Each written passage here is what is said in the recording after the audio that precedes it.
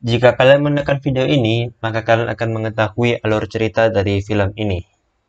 Jadi, videonya dimulai.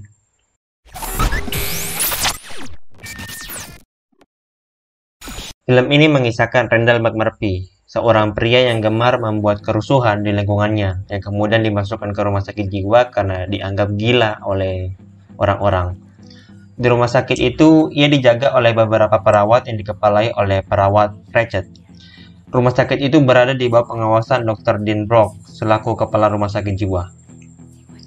Dean Brooks mewawancarai Randall untuk mengetahui seberapa gila sebenarnya Randall ini. Tapi setiap pertanyaan yang ditarakan oleh Dr. Dean pada dasarnya bisa dijawab oleh Randall. Dr. Dean mendiagnosa Randall adalah orang yang temperamental dan suka bertindak sesuai dengan apa yang dia inginkan, alias tidak suka dikekang begitu. Akhirnya, Dr. Dean ingin Randall tetap berada di rumah sakit jiwa untuk bisa dipelajari lebih lanjut lagi mengenai penyakitnya ini. Di hari pertamanya di rumah sakit jiwa, Randall masuk ke kelas renungan yang dipimpin langsung oleh perawat Pratchett. Perawat Pratchett meminta satu persatu pasien rumah sakit jiwa untuk menceritakan tentang masalah yang membuat mereka terganggu atau dalam hal lain membuat mereka menjadi gila. Harding memulai kisahnya terlebih dahulu. Harding menjadi gila karena istrinya suka menarik perhatian pria lain. Pasien lain yang mendengar itu justru menertawai Harding dan mengatakan Harding hanya membual.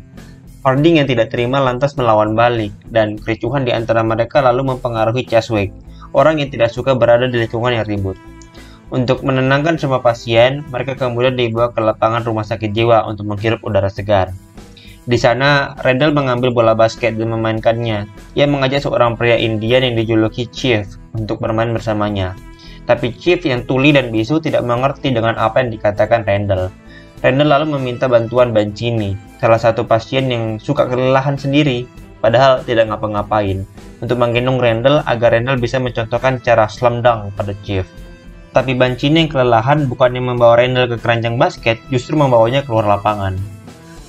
Malam harinya, Randall dan lainnya bermain kartu. Martini, seorang pasien yang selalu tersenyum tapi berpikir bodoh, mau ikut bermain juga, tapi Randall menolaknya karena Martini tidak bertaruh rokok. Martini yang bodoh terus memaksa ikut. Randall berusaha menjelaskan, tapi suaranya tidak begitu terdengar karena suara musik yang diputar sangat keras. Randall lalu masuk ke ruangan perawat untuk menghasilkan suara musik itu, tapi perawat Pratchett menolaknya karena musik itu penting untuk pasien-pasien usia renta agar mereka bisa rileks. Setelah minum obat, para pasien dikumpulkan untuk memulai kelas renungan lagi.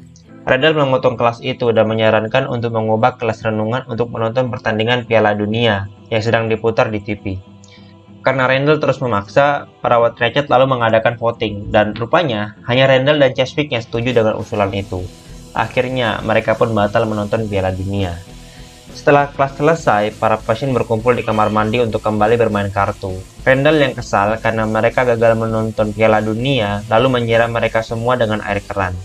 Randall kembali mengajak yang lainnya untuk kabur dari rumah sakit dan pergi ke bar untuk menonton Piala Dunia. Saat pasien lain menanyakan caranya tuh gimana, Randall bilang akan mengangkat beton air keran dan melemparkannya ke jendela sehingga jendelanya berlubang dan mereka pun bisa kabur. Harding bertaruh $25 kalau Randall tidak akan bisa mengangkat beton air keran itu. Karena diremehkan, Randall pun mencoba mengangkat beton air keran itu dan tentu saja ia gagal. Keesokan harinya, mereka mengadakan kelas renungan lagi, dan Randall tetap ngotot ingin menonton Piala Dunia. Perawat Pratchett mengadakan voting lagi tentang hal itu, dan kini ada 9 orang yang setuju untuk mengubah kelas renungan jadi kelas menonton Piala Dunia. Tapi itu masih kurang, karena mereka perlu satu suara lagi agar bisa menonton Piala Dunia. Randall berusaha meminta pasien lain untuk mengangkat tangan juga, tapi tidak ada yang mau. Hingga akhirnya Chief mengangkat tangan.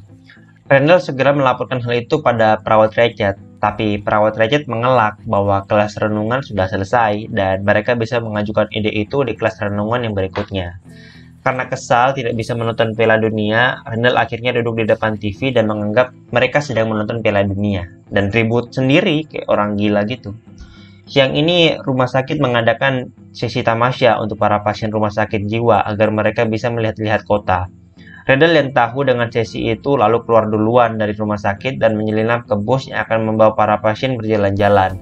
Sehingga saat para pasien masuk ke bus, Randall yang sudah berada duluan di bus lalu mengambil kemudi dan membawa mereka semua pergi. Randall singgah dulu di suatu rumah untuk menjemput Candy, wanitanya Randall. Dengan Candy, mereka semua pergi ke dermaga untuk memancing ikan. Setelah membohongi salah satu pemilik perahu bahwa mereka dari pegawai rumah sakit, mereka pun berlayar ke lautan. Randall menyuruh Cheswick untuk mengemudi, sementara lainnya memancing ikan. Diam-diam, Billy Babbitt, salah satu pasien remaja yang gagap, ternyata menyukai Candy. Tahu Candy sedang diganggu oleh Billy, Randall lalu menjemput Candy dan membawa Candy ke ruang utama untuk bercinta. Martini yang tahu hal itu lalu mencoba mengintip Randall dan Candy, diikuti pasien-pasien yang lain. Cheswick yang kaget karena semua orang menghilang, lalu melepaskan kemudi kapal, dan alhasil kapal pun oleng dan nyaris tenggelam. Randall segera keluar dan mengambil alih kemudi, tapi di waktu bersamaan, Tabor, seorang pasien yang bertubuh kekar, mendapatkan ikan yang besar. Semua pasien lalu membantu Tabor menarik ikan itu dan mereka pun berhasil. Mereka lalu pulang dengan membawa tangkapan besar. Setelah kejadian itu, para dokter lalu menganggap Randall sudah benar-benar gila dan perlu pengobatan intensif. Salah satu perawat memberi bocoran kalau Randall tidak akan keluar dari rumah sakit ini. Randall lalu menanyakan kebenaran itu pada Suster Ratched, dan Suster Ratched juga mengungkapkan fakta bahwa semua pasien yang ada di rumah sakit jiwa ini adalah mereka yang sukarela dimasukkan ke rumah sakit jiwa. Dan hanya Randall saja pasien yang dipaksa masuk ke rumah sakit jiwa. Randall mau marah sebenarnya, tapi tidak bisa karena apabila dia marah, dia nanti benar-benar dianggap benar-benar gila. Akhirnya dia diam saja. Tiba-tiba, Cheswick yang sedang gusar ingin meminta rokoknya, tapi Suster Ratched tidak mau memberikannya. Cheswick pun kesal dan berteriak-teriak sendiri. Karena tidak tahan dengan teriakannya Cheswick, Randall lalu memecahkan kaca ruang perawat dan mengambilkan rokok untuk Cheswick. Tentu tindakan itu tidak bisa ditolerir. Para perawat lalu mengamankan Randall dan Cheswick dan dibawa ke ruang isolasi. Chief juga dibawa ke ruang itu karena ia membela Randall yang berusaha dibawa ke ruang isolasi. Di sana, Randall memberikan permen untuk Chief, dan Chief menjawab dengan menyebutkan nama permen itu. Di detik itu juga, Randall baru mengetahui bahwa rupanya Chief itu tidak tuli dan tidak bisu. Para perawat lalu membawa Randall ke suatu ruangan, dan di sana, ia diikat dan kepalanya dialiri arus listrik. Setelah diberi arus listrik, kini Randall bisa berpikir jernih. Dibohong. Malam harinya, Randall kembali berulah. Ia memanggil dua wanitanya untuk datang ke rumah sakit dan membawakan sejumlah miras untuknya. Hal itu diketahui oleh Turkel, si penjaga rumah sakit.